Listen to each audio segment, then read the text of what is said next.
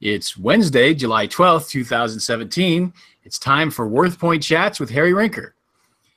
I'm Greg Watkins from WorthPoint.com, and it's time for our weekly conversation with Harry, our expert in all things antiques and collectibles. How are you, Harry? Well, I'm back home in Kentwood. You may notice that by the pile of papers to my left here, right? It is a different view. That's correct. Yes, after 6 weeks in Florida, which were rather interesting, and Linda flew down and we left to come back. Stopped in Charlotte to see my grandson, Ian. And alas, the condo remodel was not yet done. It was maybe 98% done, but, well, maybe 95% done, but not done. Not done. I had enough. I threw in the towel and got out of Dodge, as they said. Hey, by the way, gosh, it's a good thing we got our friend Darwin. He's at it again here. First of all, is he calling you out on something else? He did. My mistake last week. He said I mentioned that Waterford Marquis China glass was made in China, which it is, right? But unfortunately, I said Waterford was English. You know, I keep thinking that those Irish people should consider themselves English, although that tends to get people very upset, actually. That's right. So we want to make it clear that Waterford Crystal was at one point based in Ireland. In fact, it's still there. Interestingly enough, it still has a big gift shop there and a number of other things. So I want to thank Darwin for pointing that out here. He says, I was sure it was a slip of a tongue. I don't know. I think it was a slip of my mind, but we won't go there. But anyway, he did. We talked about some of his brown goods, and he did send a piece of a picture of some furniture that his kids don't want, which he called foo-foo French stuff. I agree with that foo-foo French stuff, except for the fact that he's located down outside of Dallas, Fort Worth, up near Bowie, Texas, right? Right. And here's the deal. They love that French provincial look down there. He shouldn't have any trouble selling it. I mean, there are certain areas there it is, right? Yep. Not in my house, as they say, and obviously not in his kid's house either. But the truth of the matter is that in certain urban markets, like Atlanta, for example, or Texas, New Orleans, Houston, New York City, Los Angeles to some extent, this French look is very popular with decorators. And so there is a market for it, provided you get it in the right marketplace. And he has it in the right marketplace. You know, carefully placed ad on Craigslist or in the local newspaper should sell it for him. As I said, not in my house. Now, the difficulty is the form, of course. Not a lot of people want china cabinets anymore. You don't find them in a lot of young people's homes. You have a china cabinet? Do you have a china cabinet in your house? I do not. No. Oh. Probably because you don't have a stemware and formal dining room set, dinnerware service either. I have the china. I do not have the stemware. Yes. Well. Yes, Grandma's china. Goes to show why there's no secondary market for that kind of stuff, doesn't it? That's right. But no, in the condo remodel down in Florida, I was going to. We have a closet out on the enclosed sunroom now, and I was going to try to buy a display case and put it in there to work. But then we figured a way to build in a china cabinet for Linda into the remodel down in Florida. So Navarre stemware is down there, and my mother's Johnson Brothers china is down there, and we will be ready to formal party it, as my wife would like to say. But we're still the old school. Linda still sets a matched table. Okay. You've said that a couple of times. That's nice. That's right. And she likes to do it, and she's not a mix and match person. You know, it's all neat with place mats and coordinated. This isn't coordinated that, and plates for this and plates for that. And I just sit back and say, "Fine, put my hot dog on a bun." But anyway, but all right. But it's okay. Now, what she does mix and match serving pieces. She loves serving pieces. I mean, we could feed an army battalion with the covered casseroles. We only have plenty of that. But anyway, back in that, had an interesting question, and then I want to talk about some fun things I've been doing the last few days. Okay. How much is a memory worth? Now, that's an interesting question because when you walk through an antique mall or an estate sale or anything else, there's going to be a ton of stuff that evokes memories, right? Yes. And it's okay, if you're not an accumulator, which means that you're mentally ill, actually. But if you see something that brings back a memory, how much are you willing to pay to own it again, to recapture that memory? Because in a way, now I have to be careful about this because, WorthPoint newsletter is now running a thing called My Recent Buy, right? My Most Recent Buy, right? And I wrote the first one, I wrote a second one. Hopefully we're going to get some other people to contribute to that as well. But the point is that I bought something. It's just because it evoked a memory. But what it did was it did more than evoked a memory. It forced me to go on a journey, researching the information again, researching the object the type of object I found and what other similar related objects were there. It really introduced me to in this case, a comic strip that I'd long remembered but somewhat forgot. And I think I buy stuff largely because of the memories associated with it, or some silly reason. Not that, by the way, not that anyone who collects needs a reason to buy. If I want it, that's enough reason. There is no more, you don't have to justify it past that. I am telling you right up front. And he says, why did you buy that? Because I wanted it. That's why, and that's enough. That's right. No, it is. So anyway, my good friend Barb Jersey is, in fact, her estate sale opened tonight in Lansing, and she ran an estate sale that consisted of Christmas stuff, 20th century modern stuff, and paper ephemera. And this paper ephemera came from a family in Mount Pleasant, Michigan. And there was a ton of stuff. It's fun because ephemera is a hot market out there, especially if it's localized ephemera. Let me explain what I mean by that. Regional collecting used to be huge. If you lived in a town where you grew up, like I lived in Hellertown, I have not a big collection, but a substantial collection of Hellertoniana, or whatever you want to call it, things from Hellertown, okay, besides my yearbook and all the high school stuff that I had. Well, as people became more mobile, there was a lot of concern among people that, the local markets will decline. I mean, it used to be a famous saying in the trade, take it back to its source of origin and double its value. Okay? Now, but that's still true to some degree. Well, as it turned out, new people did move into these towns, and there was probably a 10 to 15 year kind of dull period when local regional collectibles didn't demand a lot, but they have come back with a vengeance.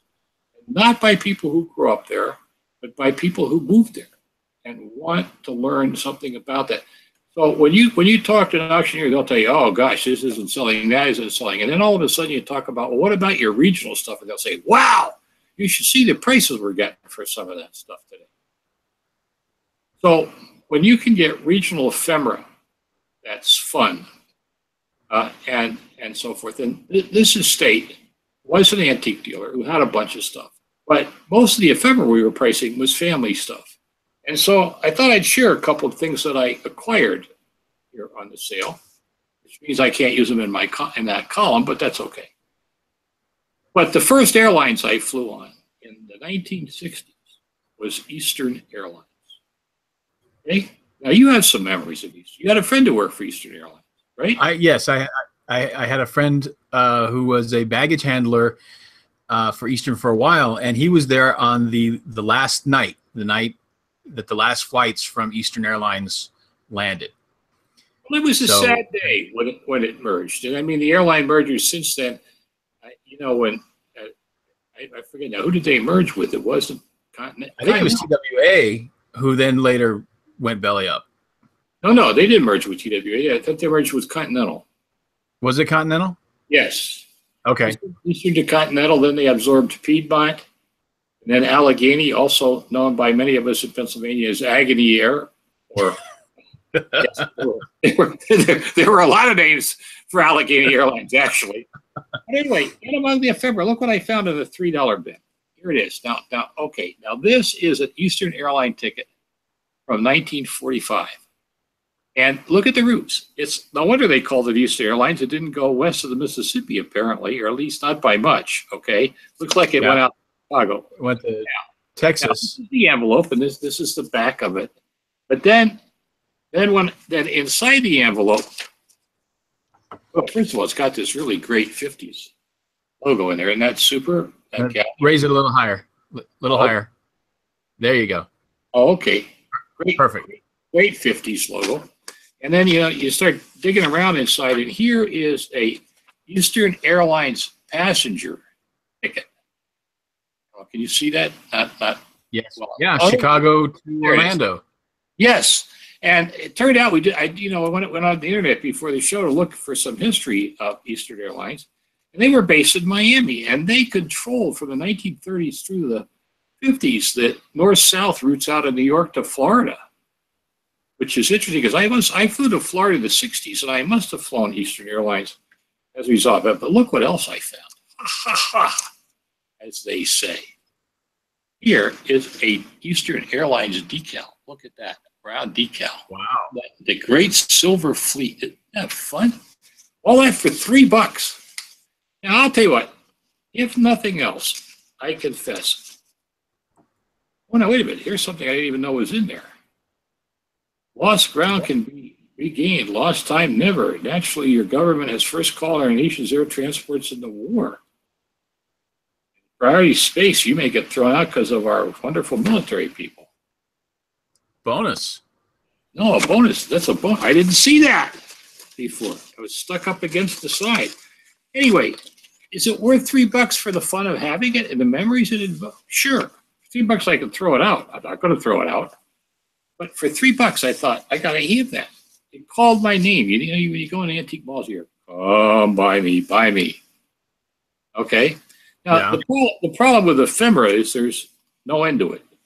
I mean, there really is no end to it at all. And I like antiques and collectibles, but I love paper. I mean, paper has always been my first love. And by the way, we're using the term ephemera. Maybe we ought to define it. Define it. Yes, ephemera is the ordinary documents of life that were not meant necessarily to be saved, but to be thrown out, like ticket stubs and other things. We'll talk about one of those in a minute. But, I always talk about ephemera is the stuff you found in desk drawers and other things that people saved for one sentimental reason or another and never did throw out. But you think of all the baseball programs and the sports tickets, and every piece of ephemera has some kind of a personal connection to somebody or did at one point in time. And it's kind of fun because when I went to Disney for the first time, you didn't have to pay to get in the park. You bought a book of tickets for rides, right? Yes. And you could use them up, and then if you came back and you didn't use them all up, you came back another time, you used them until they were gone. Well, now, of course, you pay to get in the park so you could stand in line for 3 hours for one ride, unless you have a fast pass, which you're only allowed to get 3 times a day, which I'm learning about, so I don't have to stand in line as much. But in the old days, I used to get about 8 to 10 rides a day at Disney. Now, if I get 3, I'm a lucky camper, but we won't go into that. What we'll take a look at is one of the old ticket books, right? That's right. One of our listeners or viewers or whatever you want to call it, there is Walt Disney Magic 7. Look at the price. $4.75 for a book of adult, right? And buy that, and look at that, a $7.65 value. Boy, wouldn't it be great if we could go to Disney World for that stuff? That's right. But anyway, if you go up on WorthPoint and you punch in Magic Kingdom tickets, you'll find that there's quite a market, a secondary market for them out there. Early Disney park memorabilia, not just Adventureland, or not just the Anaheim park, but also the Florida parks now. It's becoming really hot stuff. Whoops! Now, got to get a better match here for us. Yeah, I'm looking for paper. And by the way, while you're searching for that or trying to get this honed down, ephemera is not all paper. You know, ephemera is the transient goods in life, while the bulk of it's paper. The simple truth of the matter is that you can have premiums and giveaways like match covers and ashtrays and so forth, and all of that technically also qualifies as part of the ephemera market. So, and postcards. I mean, all tons of stuff in there. No, not back. Where are you here with that? I'm going to add 7 adventures. Oh, all right. Well, that really didn't help. So let me back out of that. What did you type in? Magic Kingdom admission. Magic Kingdom ticket. Ticket book. Let's try my. You know, that's one of the things that I found in using WorthPoint, by the way, is that you do have to get these things fairly well refined. Now, what do we have up there on the top? What are the first 2 listed? This is the Magic Kingdom ticket book for $20, and that looks like it's a later version. It's a later version, but look, for $20. That's right. But that was 10 years ago when that sold. Yeah, and the book does have an e-ticket. A lot more than that, because some of the ones now, there's a website that has them with all the prices on them. Some of them are in the $50 to $75 range. Well, let's see what we'll change it to by price. All right. No, we're not getting it. That didn't help us. Well, what's that? Collection of 7 1950 ticket items. That brought $82 though, but those are just individual pieces, right? Well, it looks like there are a couple of books. Well, so you know, this is an excellent example of all the wonderful ephemera that's out there. And then there's, for want of a better term, I'll call silly ephemera. And we have an example of that here too, which you are not going to find on WorthPoint because I searched for this. Here is a McDonald's order sheet when hamburgers were 20 cents. And what's interesting about this here is hamburger, double hamburger, cheeseburgers, double cheeseburger, fish fillet. Now the fish fillet is the key. You probably didn't know this to dating this, because the fish fillet came in the early 60s. Came in the very early 50s. So you can use this, do it. But look at that. Hamburger, 20 cents, double hamburger, 40 cents. Jeez.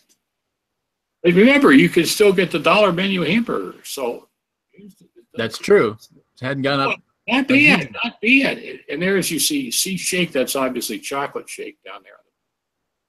Strawberry and vanilla. Yeah. But a guy had worked at McDonald's, and he had a tear sheet, and he saved a couple pages from it when he worked there. And let's see if But you know what is it worth?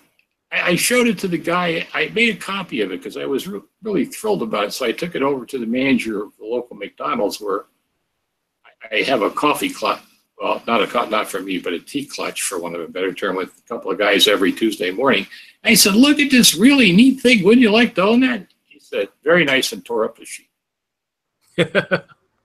I mean, the photocopy, not this though. Right. But no respect for history. And it is, you know, if I had at McDonald's, I want to frame that. But the problem is, it's corporate mentality. Corporate probably wouldn't allow you to frame it and stick it up on the wall, because people might get excited or whatever they would get.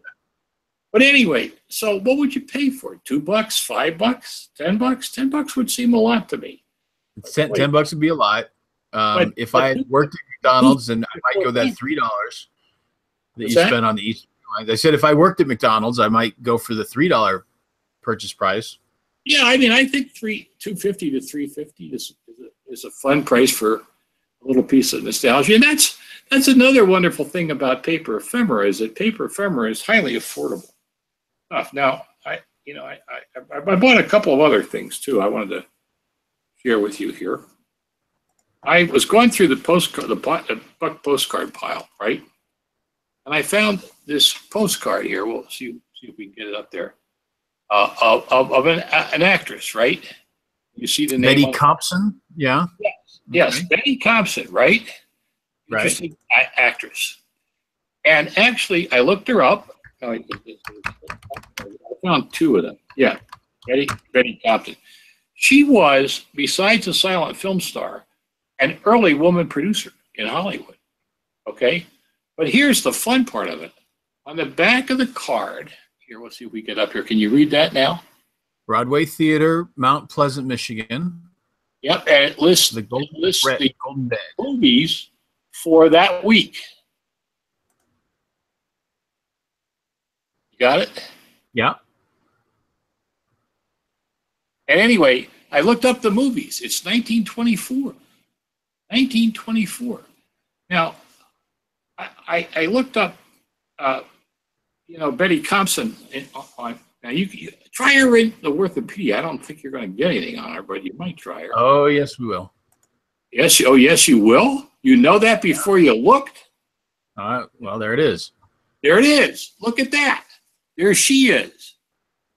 Oh, what did you find? Betty Compson, picture of an actress, $8.15. Well, why not? That's interesting. Oh, that's postcard. Yeah. It's a color postcard of her. Yes. Well, isn't that what you have, a postcard? Much later. But mine was a postcard. Yep, postcard size. I think that's about it. You're running out. Oh, homes of movie stars. So her home was in the homes of movie star folder. Wow. Yeah. Well, you know what? This is Harry's going to have to resist starting a Betty collection. Yeah, there she is with the dog. She was a silent star and did have a little bit of role in talking films.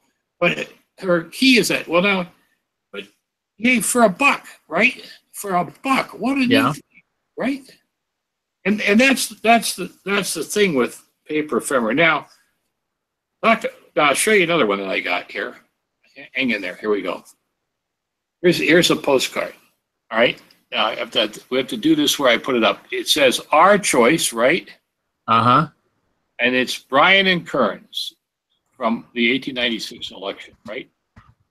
Although I didn't double check that out. Now somebody's going to do that and say that's not the 1896 election; it's another one. So, what? Oh no, it isn't. There you are. It's the what year is it?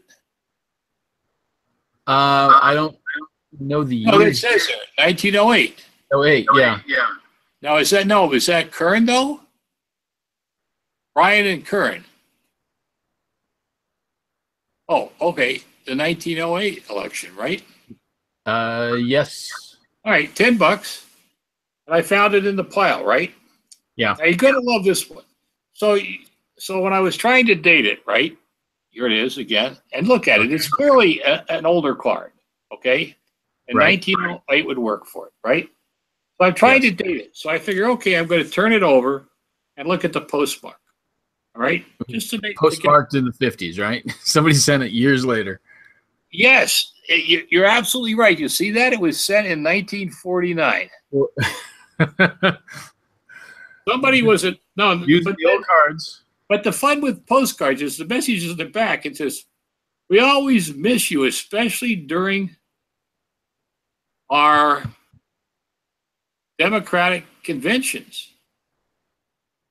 So for some reason, here was an avid Democrat that saved this and sent it out in 1948. No, wait. 9. No, wait. July 21st, 1948. Yes, that's right, 1948. 1948. Worth $1? No, worth $2 or $3, but still fun.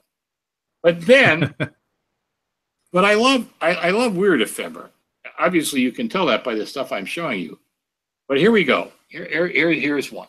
This is the German singer William Henshaw as the Wanderer in Siegfried. Can you see that at all? Wow. William Henshaw, right? He's a German singer. And on the back it says, this guy was appearing at our festival in Florida. Sing something, okay? Here's the problem. I could find out who he was on the net, but other than that, I could find out virtually nothing. There's no William Henshaw in the Worthopedia. Right, that's right. And here's the name of the game. We now come to the fact is here we have a 100-year-old postcard. This one is dated 1914. I just slipped it by the 100-year mark. And you know what I'm thinking? I would think, well, there must be people who love to collect opera singer postcards. And then I realized that no one cares about William Henshaw. So maybe he wasn't a very good singer.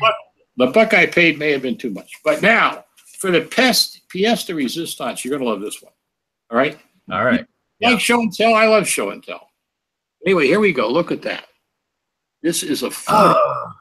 Oh, yeah, right? Look at that. This is a photo taken in 1930 at Daytona Beach, Florida, of one of the Sunbeam Silver Bullet, owned by K. Don. He's from England. They were trying to break the land speed records on the flats in Daytona. He did not succeed. Isn't that neat? That's cool. Yes, I overpaid for that. We won't discuss by how much, but I just liked it. No. So, but paper ephemera. But now you see what paper ephemera is. Paper ephemera is a journey into research and fun. Because there you are, right? Oh, it sold for how much? 30. I should have looked on there. Darn it anyway, because I found it in England on an English eBay and it only brought $7. I was really upset. Oh, here it brought $44. Man, I'm feeling better by the minute. When did that one sell? This one was last year. You know what? It has restored my faith. I'm not as dumb as I think I am sometimes. All right, so the one that you have is you've got K. Don leaning on the wheel, right? Oh, wait a minute. Well, yeah, I should. I holding out on you a little bit here. Just a moment. Let me see. Oh, does that make a difference? Do you think? Well, there's one here. It looks similar to the one that you had, right? He's leaning on the wheel. What was the other one that sold for more? The other one sold for more. That one. That one's got a crowd of people behind it. Oh, I see it. Okay. Well, it's all right. I'll still take the, what was it, $17? 27. I'll still take the 27 because, ta-da, I got a couple other pictures with it too. Here is one, and I was having trouble figuring out what this is. But one of them, no, that's not. Yes, it looks like the Batmobile. What this is the shell of one of the racers before it had its body added to it. They shipped them over from England, and this is Campbell's Bluebird Racer that was down there at the same time. Campbell's Bluebird Racer. Now there were a number of Bluebird Racers, but there was one. No, that's a later. Well, there it is at Daytona Beach in '35. That's a later version, but they apparently shipped them over and reassembled them there. That one looks more like it may have been the one that was down there in 30. What's in 33, right? 33. Yeah. Let's have a look at that one. Yeah, that's a little bit closer to the one that I have, but that sold for 20. Now I'm feeling a lot better. A lot better. In fact, so you got a couple of them. So $50 worth of. Oh no, there's two others too. I just didn't show them to you. Oh, okay. All right. But okay, so now I don't feel like I paid too much. I was in a weak moment at that when I saw that. But you know what I'm going to do? I'm living and having a place in Florida. You know what I'm going to do with them? I'm going to get them framed, matted and framed, right? Yeah, right. Because we live about a 45-minute drive from Daytona. Okay, well then I can see where something like that would have a much bigger value down there, right? To the source. The other side of it is, unfortunately, what do I know about auto racing? I said to my wife, let's drive up to Daytona this weekend, without realizing for one moment in February that it was the 500, the big race. Yes. Yes. And enough of that memory. We beach, but it wasn't. But you know, again, we started to see things. Daytona Beach, again, as I said, these things are an adventure in research. Daytona Beach, along with the Salt Lake Flats in Utah, Yes. were big trial racetracks for motorcycles and cars for speed. And if you look up Daytona Beach Speedway, Daytona Beach and land speed records, from the earliest days of the automobile in 1905 on up through the late 30s, early 40s, they were testing cars and motorcycles down there, as well as in the Salt Lake Flats out in Utah. Mm-hmm. So it's a fascinating part of that. When you go in the museum down in Daytona Beach, you see pictures of auto races, all kinds of stuff on the beach. And because that part of Florida, St. Augustine and Daytona, attracted a lot of the wealthier people of that era, it would come down and hobby-nobby with the race car drivers. And so it was quite a social scene, apparently. But anyway, so there it is.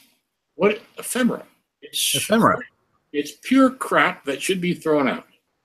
But it's too good. It's too good to throw out. Too good to throw out.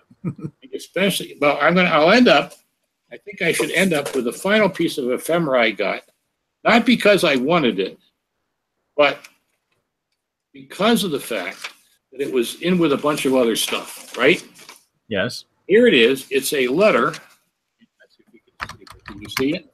From the Diocese. No, I don't. I just see white there. Diocese of Western Michigan. Right. It's a letter sent out to the clergy of the diocese from in February of 1938, saying, please make sure you distribute the bishop's newsletter to your parishioners when they leave church. Better to hand it to them to mail it at home because it's a solicitation for money, right? Right. You say, what's that worth? My friends. But guess what? On the back is the solicitations.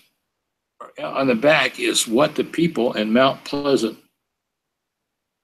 Illinois, agreed to pay. Wow. Yes. $20 a pop in 1938 is a bunch of money. Hey, listen, that's right. And I just want to know. Talk about peer pressure. There wasn't a cheapskate among them. Oh no, that's not true. There was one $10 guy. Oh, smart him. But all the rest gave $20, which was a lot of money. You're right. Just from that one little group of people. So, here's the thing. I saved we'll end this show by Harry's greatest wish, but it never happened. I saved every stitch of homework that I did since second grade through college, organized it by subject matter, by grade, and had it in my files, even owned the books, right? You know why? Because I thought if I ever got to be president, I could make a small fortune selling off the sheets. Well, there's still time. No, nobody's going to buy Harry Rinker's second grade homework because of who Harry Rinker is at the moment. So, and after seeing what's going on, I have no desire to be president. I learned that, but I still have a file drawer, a file cabinet filled with some of it. I got rid of most of it. I got rid of most of the grade school, junior high, and high school stuff, but I still have a few of the college stuff files. Yeah, I've got a couple pieces of my college writing too. Yes, I think there's a box of stuff in my mom's storage. By the way, two quick plugs. My brothers. Well, a comment and then a quick plug. First of all, we'll be doing next week's show from Washington, D.C. I'm going to be down to attend a meeting of the Scissor Stamp Advisory Committee. And again, besides Darwin, we would like to hear from some of the rest of you, too. Can hardly wait to see what Darwin racks me over the coals for this time around. But anyway, send your comments, questions you may have about antiques and collectibles field, topics you'd like us to discuss, the community at WorthPoint.com. If you're sending in information about an object, be as descriptive as possible, size, markings, how you acquired it, what you paid for it, all is helpful. Biggest help of all, anywhere from 2 to 5 JPEG photos of the object as a whole. Don't forget to put a measurement stick in there somewhere. And any kind of details that you think are important.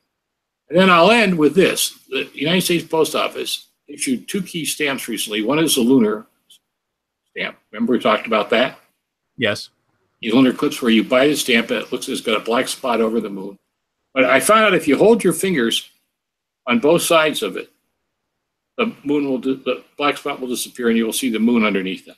Or if you're too lazy to do that, just put a hairdryer on it. Man, it works really, really quick. But anyway, that stamp is out. It's heat sensitive? Yes, that's exactly right. Now, you can only do it 20 times a stamp, but nevertheless, it still works. That is kind of cool. It is cool. It is cool. We're experimenting and playing with new technology in stamping. Also, we issued a stamp plate, that's P-A-N-E, not P-A-I-N, called Have a Ball. Now, there was we had to be really careful with the title. You know me on that. But what it is, it's a series of round stamps of sporting balls used to play sporting events, like a golf ball and tennis ball and a basketball. Yep. But when you rub your finger over them, you can feel the perforations of the ball, like the stitches on the baseball or the grooves in the basketball and so forth. That's another new innovative stamp that we're doing right now. So go down to your post office and buy some lunar eclipse stamps and buy some Have a Ball stamps. Yeah, I'll have to go look at those. Those sound fun. They're fun. They're really fun. Seriously, they are. All right. Well, enough of this. All right. So next week you're going to be where? In Washington, D.C. D.C. Okay. At the Capitol Hill Hotel. All right.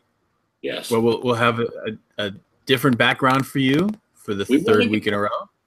We will. We will. And then after that, taking at least we're out. Off, I'm heading for Alaska. So, but okay, we will be next week.